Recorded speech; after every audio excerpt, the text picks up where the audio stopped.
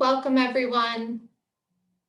Thank you for joining the USAID Nigeria COVID-19 Food Security Challenge informational webinar. We see a lot of people trickling in, so we'll just give it a minute or two to allow for more participants to join.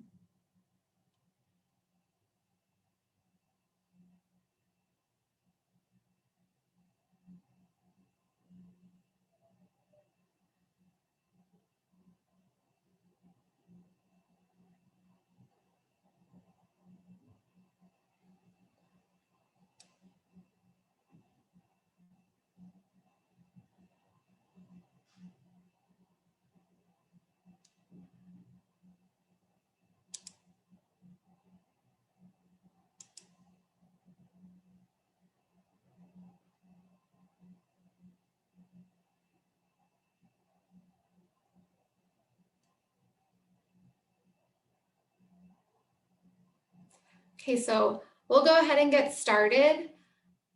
Thank you all for joining the USAID Nigeria COVID-19 Food Security Challenge informational webinar. Due to the number of attendees, microphones and videos will remain muted throughout this webinar. However, if you do have questions, please utilize the Q&A function at the bottom of your screens. This webinar is also being recorded, and the recording of the webinar will be posted on the challenge website, in addition to an updated frequently asked questions document that will include all the questions and responses from today's session. We'd like to get started with opening remarks from the Director of the Office of Economic Growth and Environment at USAID Nigeria, Colin Dreisen. Colin?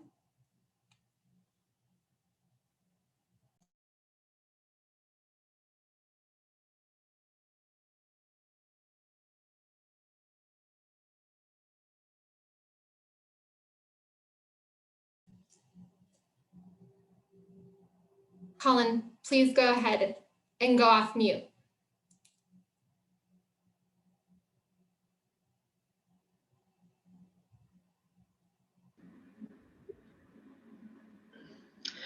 Thank you. So good afternoon, everyone. I would like to welcome all of you joining today's informational webinar about the USAID Nigeria COVID-19 Food Security Challenge. We're encouraged by the positive response to this challenge and are grateful for your interest and willingness to spend your time with us to learn more. On April 12th, we launched the COVID-19 Food Security Challenge to provide $3 million in funding and technical assistance to youth-led and mid-stage companies working in agriculture value chains. Because agriculture is the mainstay of Nigeria's economy, employing more than 2/3 of the local labor force and contributing 20% of the nation's GDP, we absolutely have to tap the sector's full potential if we want to transform Nigeria's economy. The US government's Feed the Future initiative, led by USAID, has worked in Nigeria since 2012 to stimulate growth in key markets through encouraging private sector partnerships, fostering agriculture innovation, and expanding economic opportunities for smallholder farmers.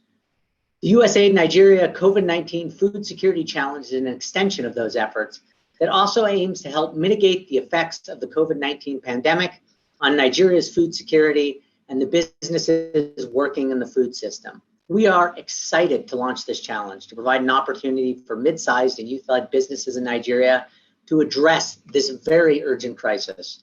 We appreciate your willingness to be part of the challenge, and we're happy to provide the answers to your questions. We look forward to reading your applications when the window closes on May 9th. I will now turn it back over to Kathleen to provide further background on this challenge and provide responses to the questions you all submitted in advance. Thank you so much. Thank you, Colin. To quickly introduce myself, my name is Kathleen Doyle. I'm the Challenge Manager on the Catalyst project, supporting USAID Nigeria in their implementation of this challenge. I'd now like to hand it over to my colleague Chelsea to give a brief overview of the USAID Nigeria COVID-19 Food Security Challenge. Good afternoon, everyone, and thank you for taking the time to join us today. I'll be reviewing the USAID Nigeria COVID-19 Food Security Challenge. A lot of the information I will be covering is in the request for application, and I'll just be highlighting the key points we'd like you to keep in mind. Next slide. Great. So as Colin mentioned, Nigeria is facing a food security crisis compounded by the COVID-19 global pandemic. The pandemic has significantly disrupted already fragile value chains across the country, including people's ability to produce, process, and distribute food. This is causing severe negative impacts on people's livelihoods, especially among the most vulnerable in Nigeria. We're looking at households at the base of the pyramid. Next slide.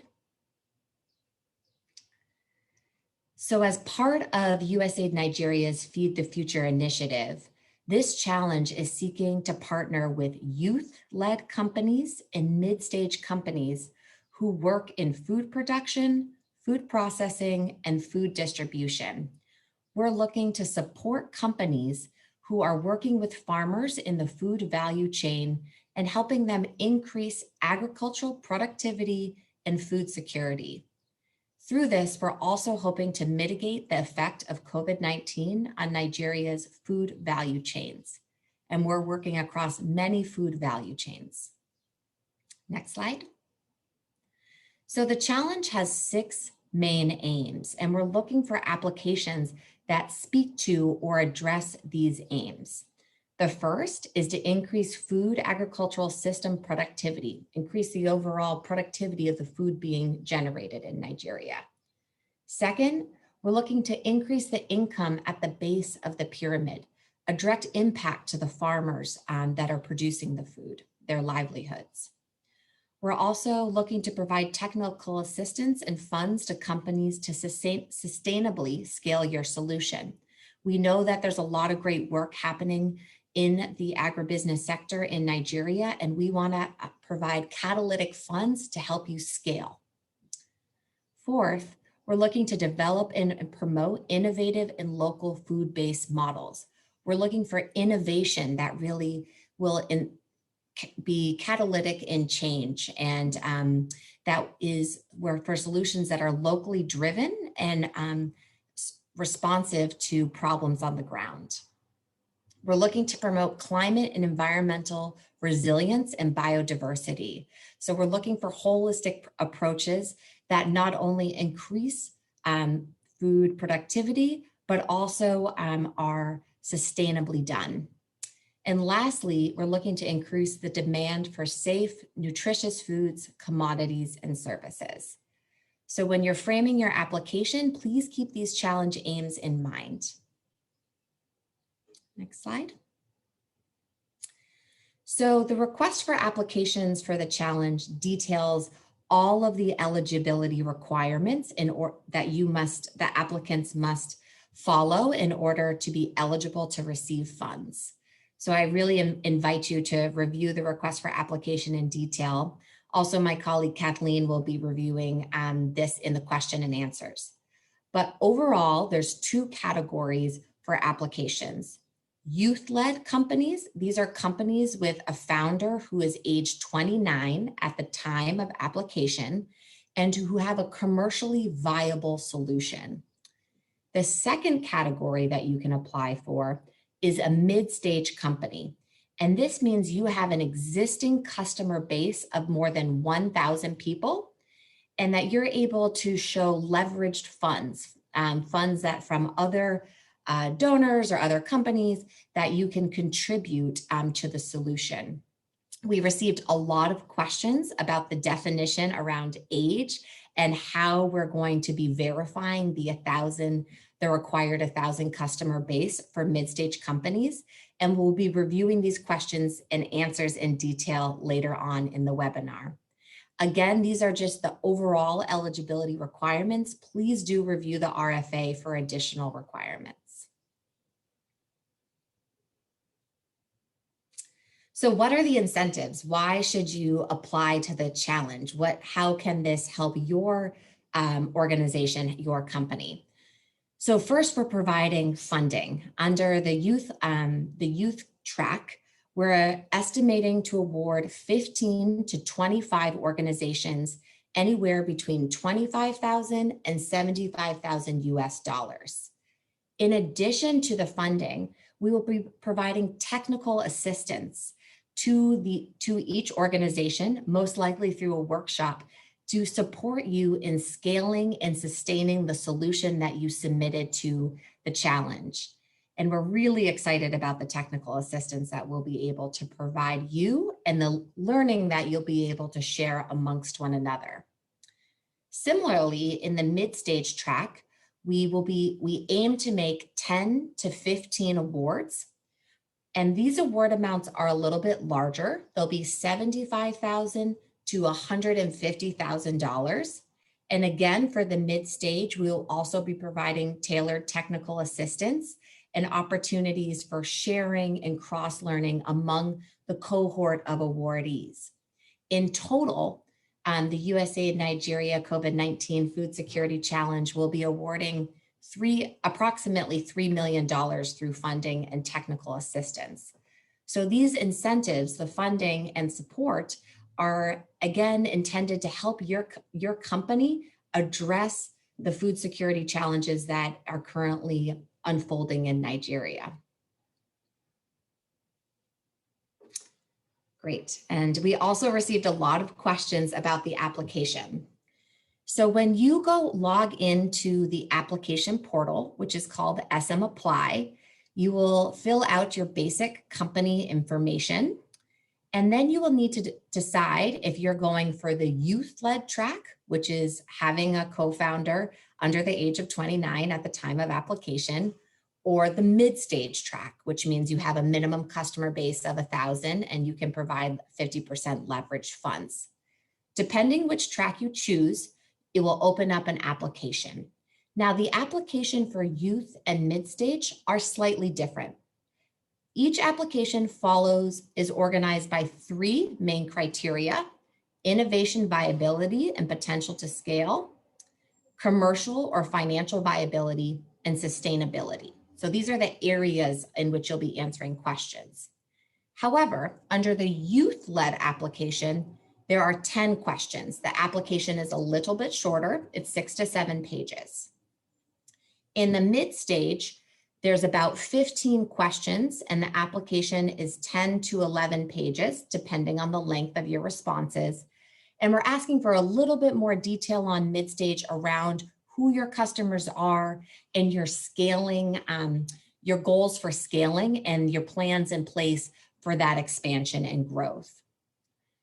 So you'll fill out the application on the SM Apply platform. Each question does have a word limit, so we ask you you will be held to that word limit, and you'll be required to answer each question in order to submit your application. You cannot leave any questions blank to submit your application. In addition to the questions you will answer, both the youth and the mid-stage must submit some supporting documentation.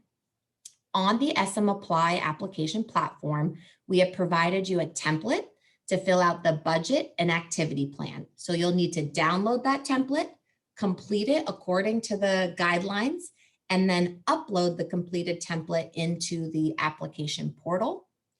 You'll also need to provide us 3 references from ideally donors, private sector, or other organizations that you have worked with in the past that can speak to the quality of the work you've done previously. You'll need to sign certifications. We have a template there. These are required for USAID funding. And you'll need to upload the CVs of the key personnel that you're proposing to implement the program. Now, once we receive all the applications on May 9th, we will do an eligibility screening to make sure you meet the minimum requirements. And then all eligible applicants will move to the evaluation stage. And the evaluation will be done by expert judges, and you'll be evaluated across the same 3 categories that you answered questions in the application: innovation viability, commercial and financial viability, and sustainability. You can see the weighting there. We have made the innovation viability 40% of your overall score, and commercial viability and sustainability 30% each. The evaluation criteria is the same for youth and mid-stage applicants. Next slide. And lastly, the timeline. We are moving quickly on this challenge because we understand the need to allocate funding to organizations to support addressing food security. So the challenge application window is open for 4 weeks. We're already 2 weeks in. It will close on May 9th at 5 p.m. West African time. Applications submitted after this time will not be accepted, so please be mindful of your submission time. We're looking to select finalists on or around June 3rd. So we will use the month of May to do the eligibility screening and the expert judging, and select finalists in the beginning of June. Finalists will be invited to participate in an interview via phone or video with expert judges and colleagues from the USAID Nigeria mission. The finalist interviews will happen throughout June. Then we will select winners, apparent winners, and conduct our due diligence processes. And we hope to announce winners at the end of August into early September. Once the winners have been awarded and you have signed your agreements and you start implementation, we'll be organizing the technical assistance in the fall. Great, next slide. And with that, I'll hand it back to Kathleen Doyle to review the questions that were submitted via email in advance of the webinar. Thank you very much for your attention.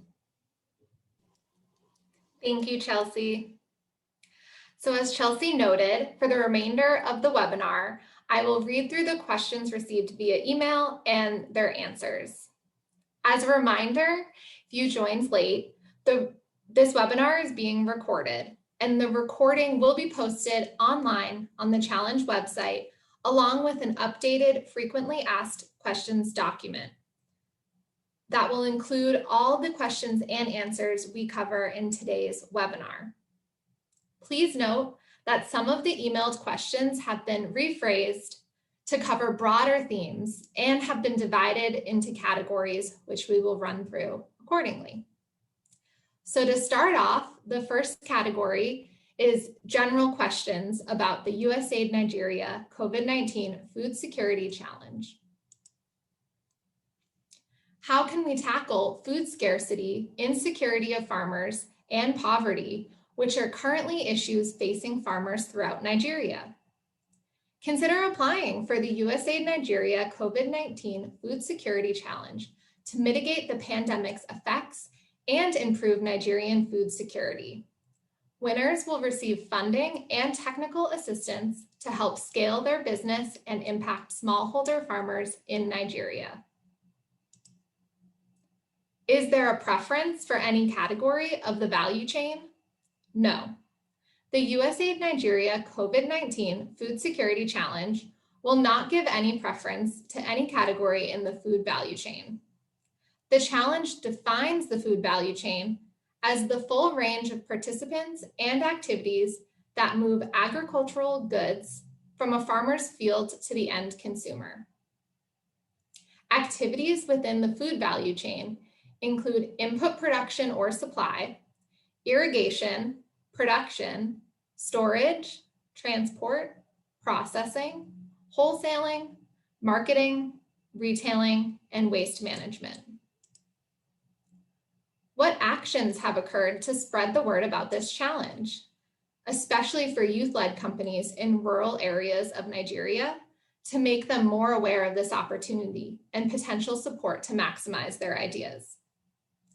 USAID Nigeria, with support of the Catalyst Project, has amplified the messaging for this challenge through numerous channels to reach organizations working in all areas of the country. Through press releases, social media posts, emailing organizations and listservs, and engaging local consultants to spread the word through their networks, we hoped to achieve maximum dissemination of our messaging. What are leveraged funds? Leveraged funds refer to resources mobilized from non-US government sources. Leveraging includes resources that third parties bring to the program without necessarily providing them to the recipient of the USAID award. These parties may include the host government, private foundations, businesses, or individuals. How do I determine the appropriate leveraged funds? All mid-stage applicants are required to have 50% leveraged funds. The external funds may pay for activities that further the growth, development, or commercialization of the innovator's technology. The final amount of leveraged funds will be determined on a case-by-case basis for each applicant. Mid-stage awardees will be required to provide evidence of the commitment of leveraged funds. And now we'll talk about some questions received on the logistics of entering the challenge. Where is the link to the application form on the website? The challenge website can be found at usaid.gov/innovation/Nigeria COVID-19. Additionally, the application link can be found at the link on your screen.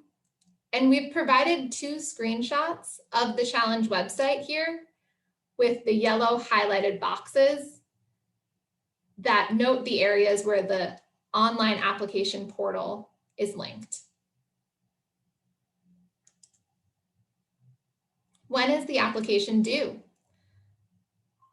As Chelsea noted, all applications must be submitted by May 9th at 5 p.m. West Africa time via the online application portal. Why can I not apply for this challenge using my Facebook or Twitter account? The online application portal requires applicants to have a valid email address to submit an application. You cannot use any personal accounts such as LinkedIn, Facebook, or Twitter. And now we'll move into the bulk of the questions received via email regarding the eligibility of entering the challenge. What company registrations are needed to apply for the challenge? This challenge is open to registered for-profit companies who have a local presence in Nigeria. All applicants must be registered and authorized by the national government in Nigeria or have at least one registered Nigerian local partner. NAFDAC and SON can be addressed if necessary for the business during the grant period if the company is selected for a grant. Additionally, companies must also have DUNS and SAM registrations. The request for application gives detailed instructions for how to register for both. But please note, this is for award nominees only, and you would only need to submit this at the finalist stage, not beforehand. We operate as a private limited liability company in Nigeria, the majority of which is owned by a US nonprofit and focused on the maximization of impact. Given this legal arrangement, would we be eligible to apply? The challenge is limited to for-profit companies with a presence in Nigeria. If you're registered as a limited liability company in Nigeria, you are eligible, regardless of ownership. As a grassroots organization based in production and processing cooperative, are we eligible to apply? The challenge is only open to for-profit companies with a local presence in Nigeria. Please refer to the eligibility section in the request for applications on the challenge website to determine if your organization is eligible for either the youth or mid-stage award. the challenge is open to organizations working in all parts of the food value chain, including production and processing. Are individuals, households, or associations eligible to receive challenge funding? This challenge is only open to registered for-profit companies who have a local presence in Nigeria. Households that are not legally registered companies are not eligible to receive funding. We encourage applications from micro, small, and medium enterprises that have not previously worked with USAID. The public sector, government entities, and individuals are not eligible to apply. Is the challenge fund location-based? Yes. Excuse me. Yes. In order to be eligible for the challenge, you must be registered and authorized by the national government in Nigeria, or have at least one registered Nigerian local partner. This local partner could be a commercial partner, joint venture partner, or a candidate for a merger and acquisition. If working with a registered Nigerian partner, the local partner should have a tangible stake in the innovation and its development, rather than a local merchandiser who stocks the product, for example. Is there an age restriction to entering the challenge? There is an age restriction to enter the youth category of the challenge.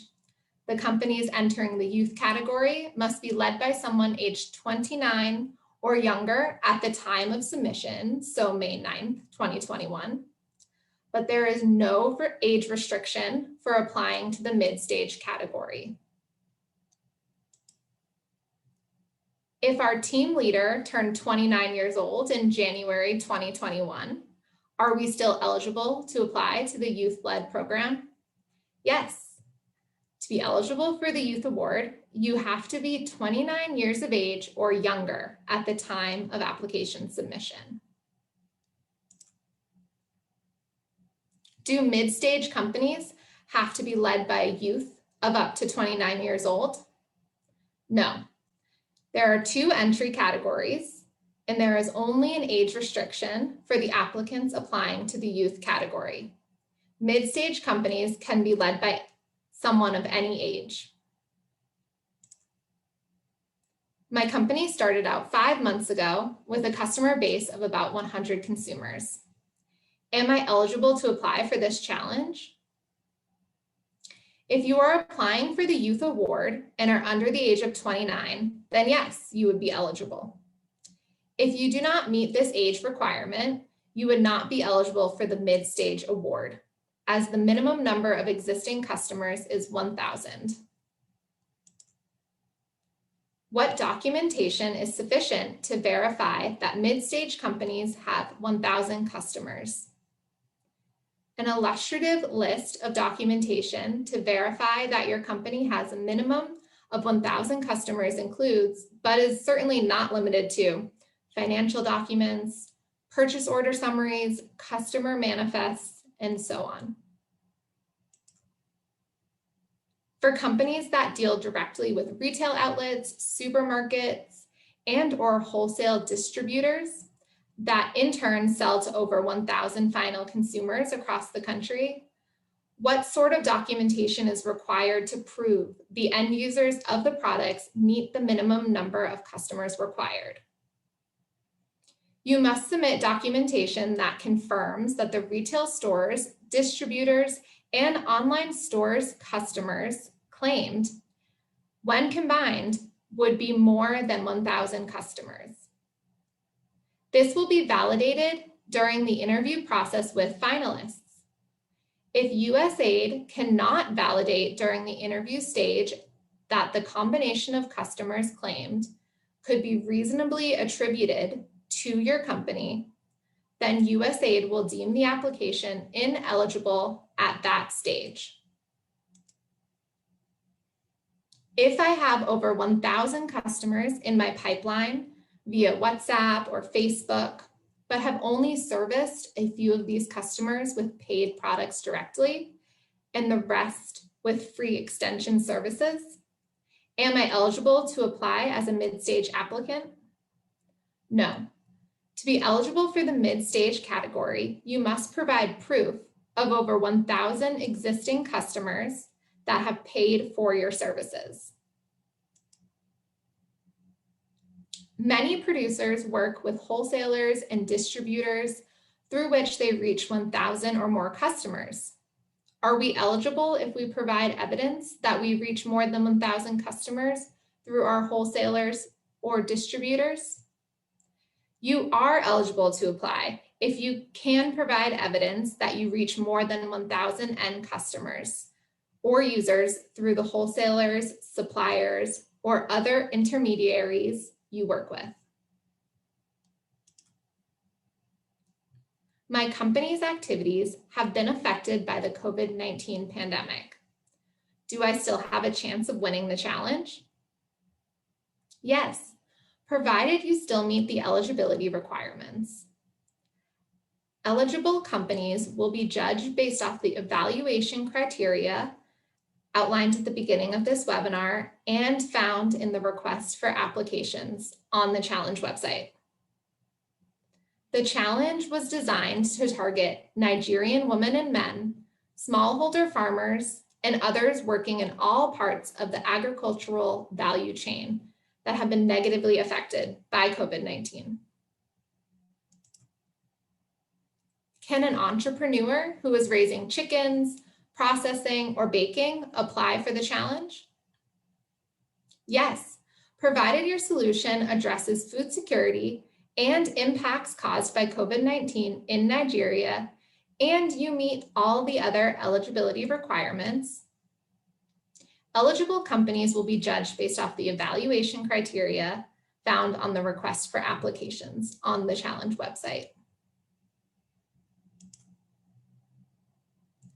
Would an innovation or an intervention in the palm oil value chain be considered based on the fact that it is actually an ingredient for cooking other foods? Yes. Interventions in palm oil, as well as other oil value chains, including seed oils and vegetable oils, will be considered in the USAID Nigeria COVID-19 Food Security Challenge.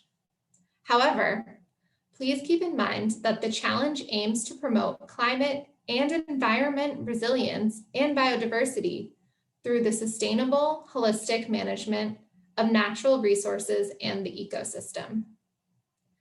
Please note, USAID will not support any activity that will require cutting down forest trees. Only the harvesting of oil palm and processing of kernels are allowed. USAID will only provide smallholder oil palm support if it will not result in deforestation or loss of biodiversity.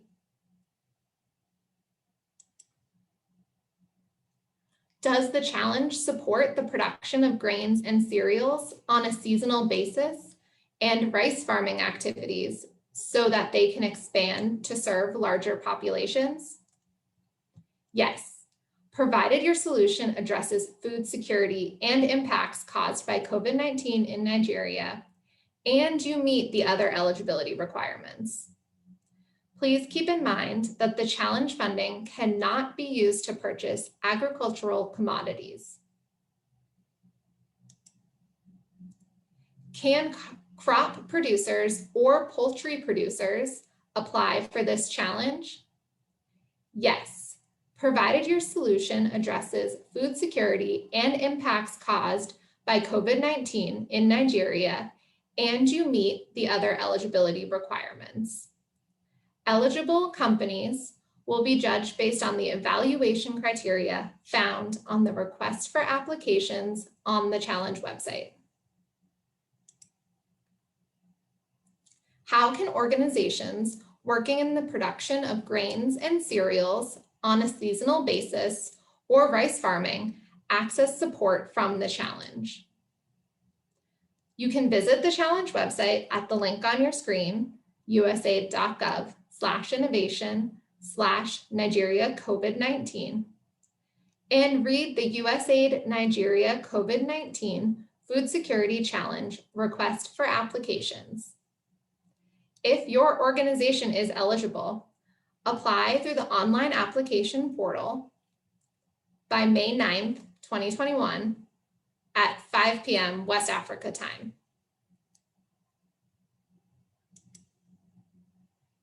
What agricultural commodities are prohibited to purchase under ADS 312.3.3.1?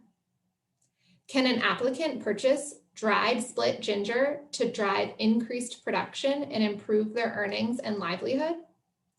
No. Applicants cannot use challenge funds to purchase ginger or any other food product. The challenge prohibits the purchase of any agricultural commodity with challenge funding. Agricultural commodities include, but are not limited to, food products, seeds, seedlings, plants or trees that produce food products, and aquaculture species. And now we'll move into technical application and activities, questions received via email, and their responses.